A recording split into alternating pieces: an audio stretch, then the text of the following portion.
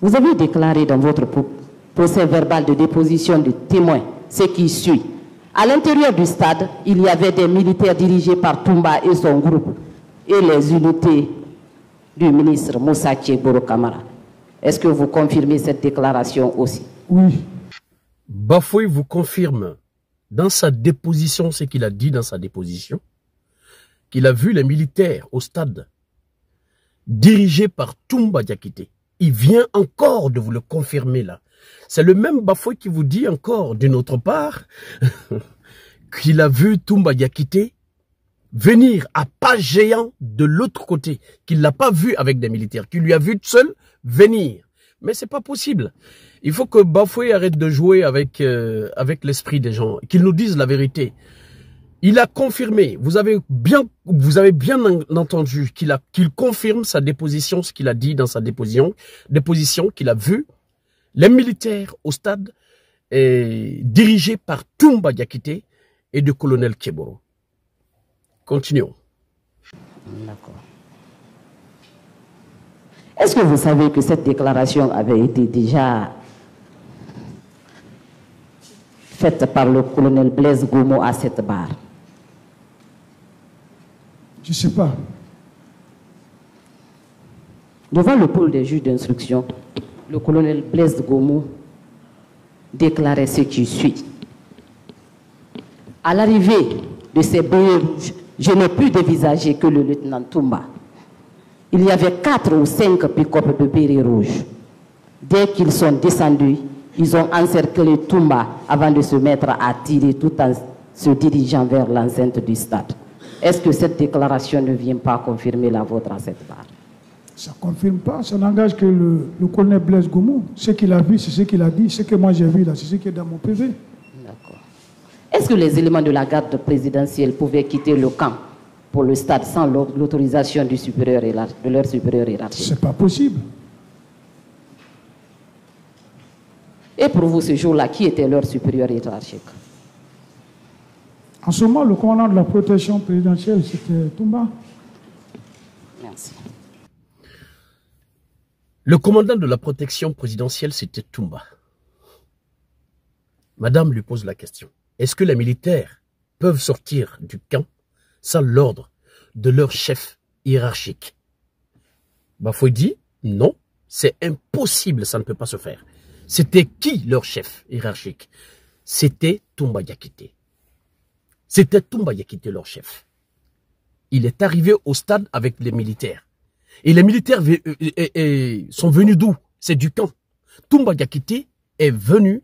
Si vous voyez que ces militaires sont sortis du camp, c'est lui qui gérait ces militaires-là. C'est lui qui gérait les militaires-là. Bafoué vient de vous le dire. C'était lui le chef. Si vous voyez Toumba Diakité au stade avec les bérets rouges de la garde présidentielle, ça veut dire que c'est Toumba Diakité qui les a dit de sortir, de venir avec lui au stade. Ils sont venus au stade pourquoi? Alors que au stade là-bas, c'était interdit c'était interdit des militaires. C'est seulement la police et les gendarmes qui devaient être au stade ce jour-là. Et pourquoi les militaires là qui ont été au stade, pourquoi ils ont été? Il faut se dire cette vérité, mes frères et sœurs. Tout sera clair, Inch'Allah, dans cette affaire. Ça sera clair comme l'eau de roche. Continuons. Un capitaine, commandant de compagnie, face à un directeur général ou un ministre, c'est un exécutant. Donc vous exécutez tous les ordres. Si j'exécutais tous les autres, je serais rentré avec les autres.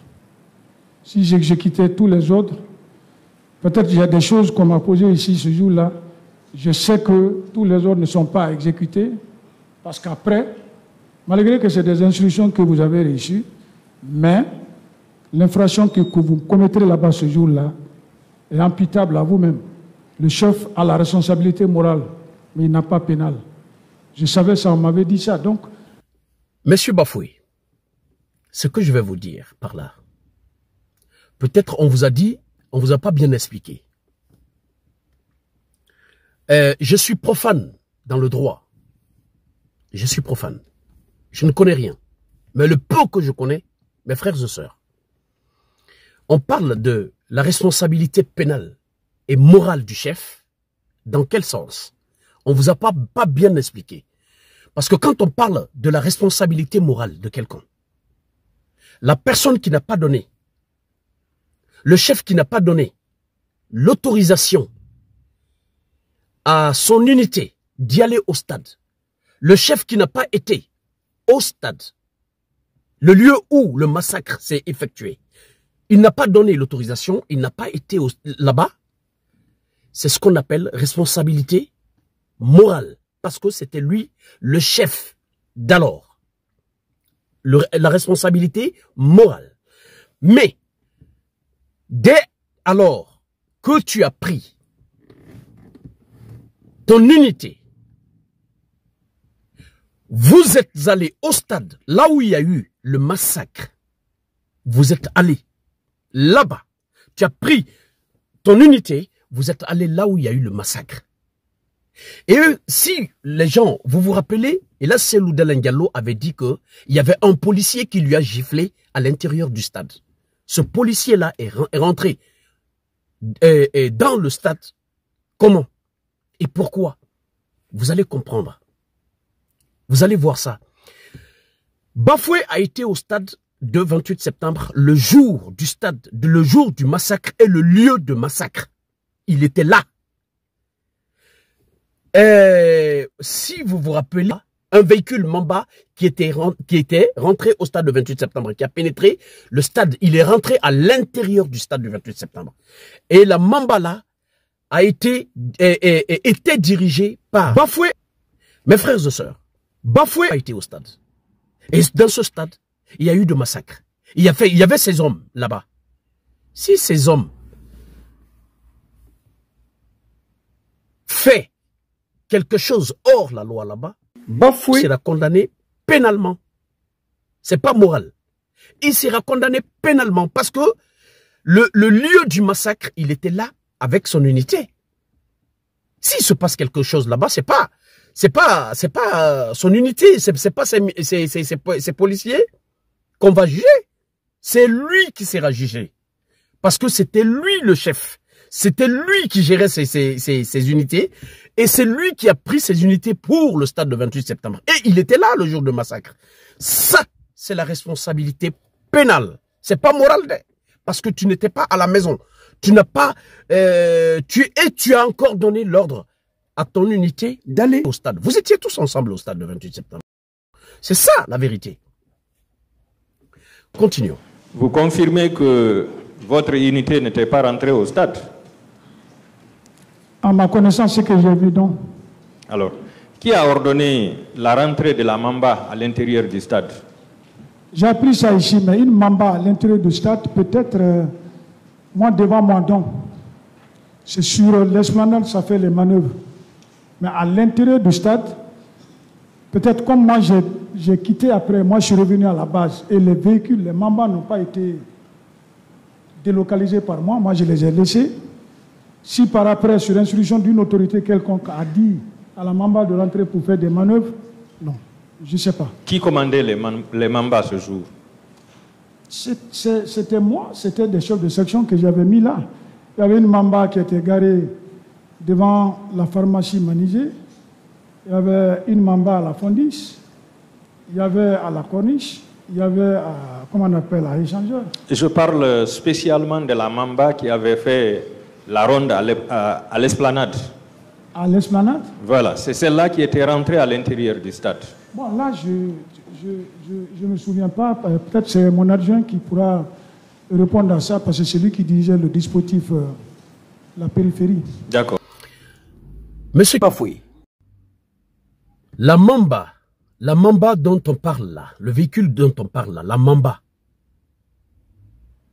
ça a été dirigé par vous. C'était vous le chef suprême de la police, de ton unité. C'est eux qui sont venus avec la Mamba. Même si c'est votre adjoint que vous avez mis à votre place, monsieur Bafoué, vous serez condamné au même titre que votre adjoint. Vous étiez là, même si vous n'étiez pas là. La sécurité de la population devait être mise en place. Monsieur Bafoué, il faut que ça soit clair pour vous que si votre unité fait un massacre au stade le 28 septembre ce jour-là, s'il avère que les policiers aussi étaient dans le stade ce jour-là et tuaient les manifestants, vous serez responsable, M. Bafoué. Ça, c'est pas une responsabilité morale. C'est pénal parce que vous étiez sur le lieu et c'est vous qui avez ramené votre unité sur le lieu de massacre. Continuons. Tout de suite, vous avez dit que normalement, une fois que la foule se retrouvait à l'intérieur du stade fermé, des gaz lacrymogènes ne devraient pas être lancés. Alors ce jour, tout le monde sait que la police et la gendarmerie disposaient de gaz lacrymogènes comme étant des armes conventionnelles. Qui a ordonné le lancement de gaz à l'intérieur du stade où étaient assis les manifestants? Je ne saurais vous le dire parce que je n'étais pas à l'intérieur du stade. Et les grenades lacrymogènes qu'on donnait à la police et à la gendarmerie, c'était les mêmes autorités qui nous donnaient. Donc, ce n'est pas nous qui commandons. On n'avait pas l'exclusivité de la commande de grenades où le magasin central n'était pas avec nous. Je ne gérais que ma dotation. Mais il a été avéré ici que la police a lancé des grenades à l'intérieur du stade. Et ça sémait de la panique. Quelle police? Alors, je veux savoir si c'est vous qui aviez ordonné le lancement de ces gaz lacrymogènes. Je n'étais même pas au stade. Je n'étais pas à l'intérieur du stade. J'étais à l'esplanade. Oui. Je n'ai même pas ordonné le lancement d'une... D'abord, maître, oui. Je peux? Oui. Pour votre respect, oui. Au moment des faits, quand on a fini les barricades, nous, on n'avait même plus, même une grenade lacrymogène. Nous, mon dispositif. Vous avez fini d'enlever les barricades à quelle heure? Aux environs de quelle heure? Ça devait être 13h30. Non, ce que je suis en train de dire, c'est avant 13h. C'est entre 11h et 12h que les gaz lacrymogènes ont été lancés. Suivez, s'il vous plaît. À l'esplanade? S'il vous plaît. Oui, d'accord. À partir de l'esplanade, les gaz ont été lancés vers l'intérieur du stade. Ça sémait la panique et les manifestants ont commencé à sortir. Il y a eu bousculade. Et c'est là où il y a eu beaucoup de morts, parce que les gens ont été étouffés. Alors, entre vous et le colonel Tchebourou et les différents commandants des escadrons ce jour qui étaient sur place, je voudrais savoir qui a ordonné le lancement de ces gaz. Parce que les tirs n'ont commencé qu'après le lancement des gaz, mon général, si vous vous souvenez bien. Très bien. Mes frères et sœurs, nous voulons la vérité dans cette affaire. Nous voulons la vérité dans cette affaire. Pour que la tête de nos frères et sœurs qui ont été massacrés ce jour-là au stade du 28 septembre repose en paix. Nous voulons la vérité. Nous ne voulons pas à ce que les innocents soient condamnés et les vrais coupables libérés. Nous ne voulons pas cela. Nous voulons tous la vérité. Que Dieu aide la vérité dans cette affaire. Mes frères et sœurs, vous avez bien entendu que c'est le lancement des gaz lacrymogènes que les habitants, les manifestants ont commencé à sortir de la porte et il y a eu des étouffements et tout. Et c'est là où il y a eu beaucoup de massacres. Mes frères et sœurs, s'il avère que c'est la police qui a lancé le gaz lacrymogène au stade, monsieur ne va pas sortir de ce problème-là. C'est ce qu'il doit comprendre.